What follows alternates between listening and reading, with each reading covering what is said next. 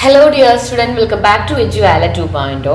Plus two economics model exam ഒക്കെ അടുത്ത് തുടങ്ങിയപ്പോൾ എല്ലാ കുട്ടികളും അങ്ങോട്ടും ഇങ്ങോട്ടും ചോദിക്കുന്നതാണ് വെയിറ്റേജസിനെ കുറിച്ചിട്ട്. എന്തായിരിക്കും പ്ലസ് ടു ഇക്കണോമിക്സിലെ ചാപ്റ്റർ വൈസ് വെയിറ്റേജസ്? ഇപ്പോൾ നമ്മുടെ മാർച്ചിലെ എക്സാം വരെ വെയിറ്റേജ് ഒന്നും അങ്ങനെ പബ്ലിഷ് ചെയ്തിട്ടുണ്ടായിരുന്നില്ല. ഇത് നമ്മൾ കഴിഞ്ഞ വർഷത്തെ ഒരു വെയിറ്റേജ് പ്രകാരമുള്ള ഓരോ പാഠത്തിൻ്റെ ഇമ്പോർട്ടൻസ് നിങ്ങൾക്ക് മനസ്സിലാക്കാൻ പറ്റാവുന്ന രീതിയിലുള്ള വെയിറ്റേജസ് ആണ് പറയാൻ പോകുന്നത്. ഓക്കെ, ദെൻ മോഡൽ എക്സാം അടുത്ത് തുടങ്ങി, കുറച്ച് സമയം നമുക്ക് പഠിക്കാനായിട്ടുള്ളൂ. ഇനിയും പഠിക്കാത്ത കുട്ടികളുണ്ട് എങ്കിൽ നല്ല രീതിയിൽ പഠിച്ചു തുടങ്ങാനായിട്ട് തുടങ്ങാം. സ്റ്റാർട്ട് ചെയ്യാൻ നിങ്ങൾക്ക് പറ്റിയ ടൈമാണ് ഇപ്പോൾ. അല്ലാതെ പഠിച്ച് കഴിയണമെന്നോ തീർക്കണമെന്നോ വേഗം പഠിക്കണമെന്നോ അല്ല. നിങ്ങളെ പഠനം അതിൻ്റെതായ സിൻസിയറായ രീതിയിൽ പഠിച്ച് തുടങ്ങേണ്ട സമയം അതിക്രമിച്ചിരിക്കുകയാണ്. ഓക്കെ, അപ്പോൾ എന്താണ് വെയിറ്റേജ് കൊണ്ട് ഉദ്ദേശിക്കുന്നത്? ഓരോ പാഠത്തിൽ നിന്നും എത്ര മാർക്കിന്റെ ക്വസ്റ്റ്യൻസിനാണ് ആ പാഠം ഇമ്പോർട്ടൻസ് കൊടുക്കുന്നത്. ഇപ്പം എക്കണോമിക്സിൽ നമുക്ക് 80 മാർക്കിൽ എക്സാം വരുമ്പോൾ 80-ലെ ഓരോ പാഠത്തിൽ നിന്നും എത്രത്തോളം നമുക്ക് ക്വസ്റ്റ്യൻസ് പ്രതീക്ഷിക്കാം, എക്സ്പെക്ട് ചെയ്യാം. അപ്പോൾ നമുക്ക് അത്രത്തോളം ആ പാഠത്തിന് ഇമ്പോർട്ടൻസ് കൊടുക്കാൻ പറ്റും. അപ്പോൾ ഓരോ പാഠം ഏത് രീതിയിൽ പഠിക്കണമെന്ന് നമ്മൾ തീരുമാനിപ്പിക്കുന്ന ഒരു മെയിൻ ആയ ഘടകമാണ് വെയിറ്റേജ്. ഓക്കെ, അപ്പൊ ഈ വെയിറ്റേജ് അറിഞ്ഞിട്ട് നിങ്ങൾ പഠിച്ചു തുടങ്ങാൻ പാടുള്ളൂ. അപ്പൊ ഇന്ന് മുതലേ നിങ്ങൾ ഇക്കണോമിക്സ് പഠിച്ചു തുടങ്ങുമ്പോൾ നിങ്ങൾ ഈ വെയിറ്റേജ് പ്രകാരം പഠിക്കാം. മൈക്രോയുണ്ട്, മാക്രോയുണ്ട്. അപ്പൊ രണ്ടിലും നിങ്ങൾക്ക് എന്ത് ചെയ്യണം? വെയിറ്റേജ് അറിഞ്ഞ് പഠിക്കണം. വേണ്ട, ഇനി എക്കണോമിക്സ് എന്ന് കേൾക്കുമ്പോൾ തന്നെ ടെൻഷൻ വന്ന കുട്ടികൾ എക്കണോമിക്സ് എവിടെ നിന്ന് തുടങ്ങണമെന്നോ എങ്ങനെ പഠിക്കണമെന്നോ അറിയില്ല, അല്ലെങ്കിൽ ഓരോ പാഠവും എന്താണെന്ന് ഇപ്പോഴും മൈൻഡിലില്ല, പിന്നെ ടെൻഷൻ കൂടുതലാണ്, സ്റ്റഡി പ്ലാൻ ഒന്നുമില്ല. അപ്പോൾ ഓരോ ദിവസവും എത്രത്തോളം പോർഷൻസ് പഠിക്കണം എന്നറിയില്ല. അങ്ങനെയൊക്കെയുള്ള കുട്ടികളുണ്ടെങ്കിൽ നമുക്ക് നമ്മുടെ ക്രാഷ് ബാച്ചിൽ വേണമെങ്കിൽ നിങ്ങൾക്ക് ജോയിൻ ആവാം. മിസ് തന്നെയാണ് എടുക്കുന്നത്, എക്കണോമിക്സും അക്കൗണ്ടൻസും ബിസിനസ്സും ഒക്കെ മിസ് തന്നെയാണ് എടുക്കുക. അപ്പോൾ നിങ്ങൾക്ക് ക്രാഷ് ബാച്ചിൽ ജോയിൻ ആവണം എന്നുണ്ടെങ്കിൽ ഈ ഒരു നമ്പറിൽ കോൺടാക്ട് ചെയ്യുക. ബിക്കോസ് ഇന്ന് മുതൽ നമ്മൾ ഇതിൻ്റെ ചാപ്റ്റർ വൈസ് ക്ലാസ്സുകൾ സ്റ്റാർട്ട് ചെയ്തിരിക്കുകയാണ്. നമ്മൾ കഴിഞ്ഞ 15-ാം തീയതി ക്ലാസ് സ്റ്റാർട്ട് ചെയ്തിട്ട് എക്കണോമിക്സ് ഒക്കെ സ്റ്റഡി എന്താ പറയുക, നമ്മൾ പ്രോബ്ലംസ് ഒക്കെ സ്റ്റാർട്ട് ചെയ്തു. അപ്പോൾ ഇപ്പോൾ ഒരു സ്റ്റാർട്ടിങ് ടൈമാണ്. ഇപ്പം നിങ്ങൾക്ക് ജോയിൻ ചെയ്താൽ കുറച്ചുകൂടി കഴിഞ്ഞ് ജോയിൻ ചെയ്യുമ്പോൾ ഇപ്പോൾ ഒരു 2 ആഴ്ച കഴിഞ്ഞിട്ടാണ് ജോയിൻ ചെയ്യുന്നത് എങ്കിൽ നിങ്ങൾക്ക് വിചാരിക്കും 2 വീക്സ് 2 ആഴ്ച കഴിഞ്ഞാൽ ചേരണമെന്ന് വിചാരിക്കും. പക്ഷേ അപ്പോഴും നിങ്ങൾ ജോയിൻ ചെയ്ത് കഴിഞ്ഞാൽ നിങ്ങൾക്ക് ആ പ്രോബ്ലംസും അതുപോലെ തന്നെ എല്ലാം റെക്കോർഡ് ക്ലാസ്സസ് ആയിട്ട് നിങ്ങൾക്ക് അവൈലബിൾ ആണ്. പിന്നെ നിങ്ങൾ ചേർന്ന ആ ഡേറ്റ് മുതൽ നിങ്ങൾ ലൈവ് ക്ലാസ്സും കൊടുക്കാം. ഇപ്പം നിങ്ങൾ ചെയ്യുന്ന കഴിഞ്ഞാലുള്ള ഗുണം എന്താണെന്ന് വെച്ചാൽ നമ്മുടെ സബ്ജക്റ്റുകൾ accountancy, business studies, economics, computer application, English and maths, ഈ സബ്ജക്റ്റുകളൊക്കെ സ്റ്റാർട്ടിങ്ങിൽ നിങ്ങൾക്ക് പഠിച്ചില്ല എങ്കിലും നിങ്ങൾ ആ ലൈവ് ക്ലാസ്സുകൾ അറ്റൻഡ് ചെയ്ത് 1 മണിക്കൂറെങ്കിലും നിങ്ങൾക്ക് അത് എന്താണെന്നൊരു ഓർമ്മ കിട്ടാൻ വളരെ ഹെൽപ്പ് ചെയ്യും. പഠിക്കാത്ത കുട്ടികളുടെ കാര്യമായിട്ട് പറഞ്ഞേ.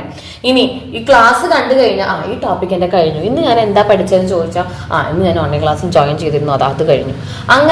അങ്ങനെയെങ്കിലും നിങ്ങൾക്ക് ചെയ്യാം. ഇനി ഒന്നും അറിയില്ല, മിസ്സേ ഫസ്റ്റ് പാഠം ഓർമ്മയില്ല, പ്രാക്ടിക്കലിൻ്റെ മുന്നിൽ എല്ലാം കയ്യിൽ നിന്ന് പോയിട്ട് ഇരിക്കുകയാണെന്നെങ്കിൽ നിങ്ങൾക്ക് നല്ല രീതിയിൽ ഒരു ഹെൽപ്ഫുൾ ആവുന്ന ഒരു ബാച്ച് തന്നെയാണ്. 2 വർഷമായി നമ്മൾ സക്സസ്ഫുൾ ആയിട്ട് നടത്തി വരികയാണ്.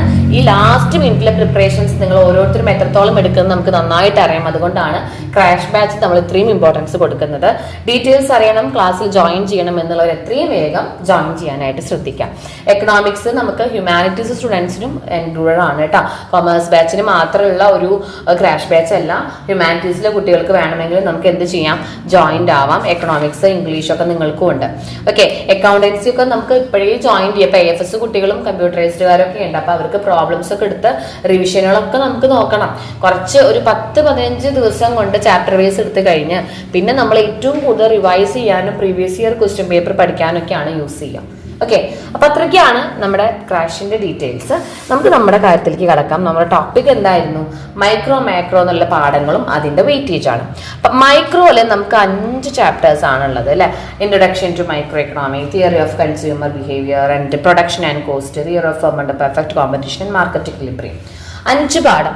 ഈ 5 പാഠത്തിലെ ഏറ്റവും കൂടുതൽ വെയിറ്റേജ് ഉണ്ടാവുക, ഏറ്റവും കൂടുതൽ പേജസ് ഉള്ള പാഠത്തിനാണ് മിസ് എന്ന ഒരു അഭിപ്രായമുണ്ട്.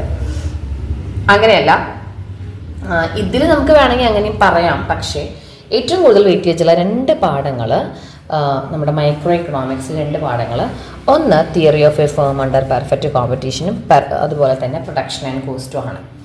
ഓക്കെ, ദെൻ പിന്നീട് ഇതൊരു 9 മാർക്കിൻ്റെ വെയിറ്റേജ്, ഇത് 6 മാർക്ക്, ഇതൊരു 5 മാർക്ക്. ഓക്കെ, ഇത്രയും മാർക്ക് അടിസ്ഥാനത്തിലാണ് നമുക്ക് എന്ത് വരുന്നത്? നമ്മുടെ എക്സാം ക്വസ്റ്റ്യൻ പേപ്പർ വരിക.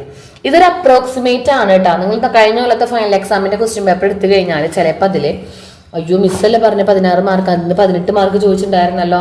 പ്രൊഡക്ഷൻ കോസ്റ്റിൽ ഇതിനും കൂടുതൽ ഉണ്ടായിരുന്നല്ലോ. കൂടുതൽ കാണും, ഇതൊരു അപ്രോക്സിമേറ്റ് ആണ് നമ്മുടെ വെയിറ്റേജ്. പിന്നെ എന്തുകൊണ്ടാണ് ഇവിടേക്ക് കൂടുതലായി എന്ന് വെച്ച് കഴിഞ്ഞാലേ, ഇവിടെ നമുക്ക് മുന്നത്തെ വർഷം വരെ, കഴിഞ്ഞ വർഷം ഉണ്ടായിരുന്നില്ല, 6ാം പാഠം ഇൻക്ലൂഡഡ് ആയിരുന്നു. 2 കൊല്ലമായിട്ട് ഏകദേശം 6th ചാപ്റ്റർ കംപ്ലീറ്റ്ലി സ്കിപ്പിംഗ് പോർഷനാണ്. ഓക്കെ, ദെൻ അപ്പോൾ ഈ ഒരു രീതിയിൽ നിങ്ങൾ എന്ത് പഠിക്കണം? ആദ്യം തിയറി ഓഫ് ഫോം പഠിക്കുക, പ്രൊഡക്ഷൻ കോസ്റ്റ് പഠിക്കുക, 3 പാഠം ആദ്യം പഠിക്കാം. ഇനി ഇതിലേറ്റവും വേറൊരു കാര്യം കൂടി ഞാൻ പറഞ്ഞുതരാം. ഈ 6 പാഠത്തിൽ നിങ്ങൾ പഠിച്ചു തുടങ്ങിയ ഏറ്റവും ഫസ്റ്റ് കഴിയുന്ന പാഠം ഈ തിയറി ഓഫ് ഫോം ആയിരിക്കും, തിയറി ഓഫ് കൺസ്യൂമർ ആയിരിക്കും. കാരണം എന്താണെന്നറിയാം, അതിലൊക്കെ സിമ്പിളാണ്, നമുക്ക് അറിയുന്ന കുഞ്ഞേ കാര്യങ്ങളേ ഉള്ളൂ. ചില കുട്ടികൾക്ക് പേജ് കണ്ടാലും അതിൻ്റെ ഇക്വേഷൻസ് ഒക്കെ കണ്ട തല ഇറങ്ങും. നല്ല എളുപ്പമുള്ള പാഠമാണ് എല്ലാം. മൈക്രോയിൽ നമുക്ക് വേഗം പഠിച്ചു കഴിയാനും ഹെൽപ്ഫുൾ ആയിരിക്കും മൈക്രോ. അപ്പം നിങ്ങൾ ഈ ഓർഡറിൽ പഠിക്കാൻ തുടങ്ങുന്ന കുട്ടികൾ. ഇനി മാക്രോയിലേക്ക് വരികയാണെങ്കിൽ നമുക്കവിടെ 6 പാഠമുണ്ട് മാക്രോ എക്കണോമിക്സിൽ പഠിക്കാം. ഇവിടെ ഏറ്റവും കൂടുതൽ ഇമ്പോർട്ടൻ്റ് ആയിട്ടുള്ള പാഠം ഇതേപോലെ തന്നെ 2nd പാഠം 3rd ചാപ്റ്റർ ഒക്കെയാണ്. ഇവിടെ നിന്ന് അങ്ങോട്ട് നമുക്ക് ഇതൊരു 17 മാർക്ക് ഉണ്ട് കേട്ടോ, 13 ഒന്നല്ല. ഇവിടെ നിന്ന് അങ്ങോട്ട് നമുക്കൊരു 8 എന്നുള്ള റേഞ്ചിലാണ് പോകണം. ഫസ്റ്റ് ഇൻട്രൊഡക്ഷൻ പാഠം ഒരു 5 മാർക്ക്. ഇവിടെയും 2, 3, 4 തന്നെയാണ് ഏറ്റവും കൂടുതൽ ഇമ്പോർട്ടൻറ്റ്. ഇവിടെ നമുക്ക് കാര്യമായിട്ട് പറയാം, പെട്ടെന്ന് നമുക്കത് പഠിച്ചു തീരില്ല മാക്രോ.